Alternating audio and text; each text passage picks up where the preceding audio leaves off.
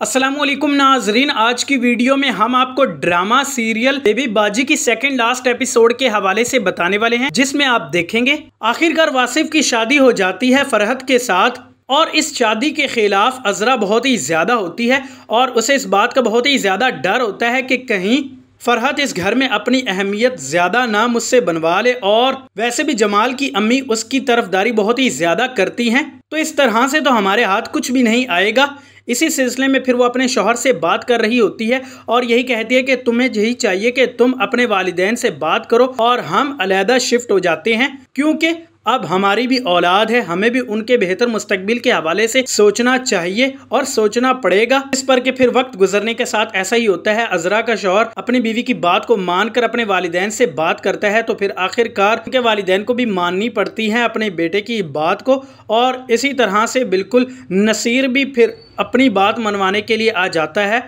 वो यही कह रहा होता है कि उसे दुकान में हिस्सा चाहिए, तो फिर इधर उसके वालिदैन बहुत ही ज्यादा सोच में पड़ जाते हैं और यही कह रहे होते हैं कि इसका बेहतरीन हल क्या हो सकता है। खैर, जबकि फरहत को यह हकीकत मालूम हो जाती है कि वासिफ को रामीन बहुत ही ज्यादा पसंद करती थी और ये भी उससे मोहब्बत करता था, जबकि वासिफ बार बार एतबार और यकीन दिला रहा होता है कि ऐसा कुछ भी नहीं था। उसने तो पहले ही रामीन को ये बात बता दी थी कि उसके स्टेटस और मेरे स्टेटस में बहुत ही ज्यादा फर्क है और इसलिए मैं शादी नहीं कर सकता। लेकिन इन सब चीजों के बावजूद भी अगर तुम मेरी बात पर एतबार और भरोसा नहीं करना चाहती तो ये तुम्हारी अपनी मर्जी है, तुम खुद अपने हाथों से अपना घर खराब कर रही हो, तो फिर मैं कुछ नहीं कर सकता। जिसके बाद इधर आप ये भी देखेंगे कि अस्मा वो फिर भी खिदमतें कर रही होती है और एक अच्छी बहू तो बनकर दिखा देती है, लेकिन अभी तक वो अपने घर को नहीं सही कर सकी, क्योंकि उसका शौहर यही कह रहा होता है कि तुम तो सिर्फ और सिर्फ मेरी अम्मी की पसंद हो और इसी वजह से तुम इस घर में आज मौजूद हो, जबकि मैं तो अच्छी तरह से जानता हूं कि ये फैसला दुरुस्त नहीं था और ना ही मुझे तुमसे मोहब्बत है। इसी तरह से वक्त गुजरता चला जाता है, जब इधर अस्मा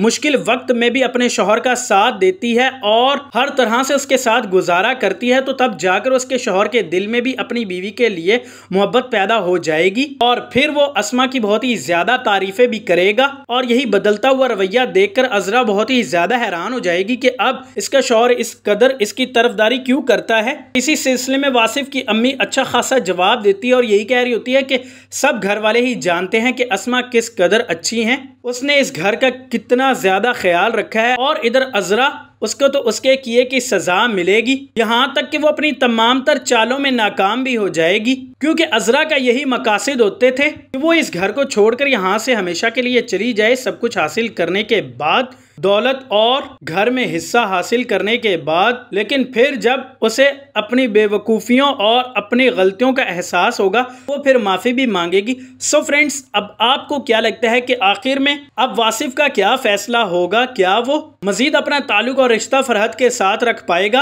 या फिर नहीं? हमें दोस्तों बताइएगा आप अपनी कीमती राय नीचे दिएगा कमेंट बॉक्स में, और उसी के साथ चैनल को लाजमी सब्सक्राइब कीजिएगा। See you in the next video. अल्लाह हाफिज़।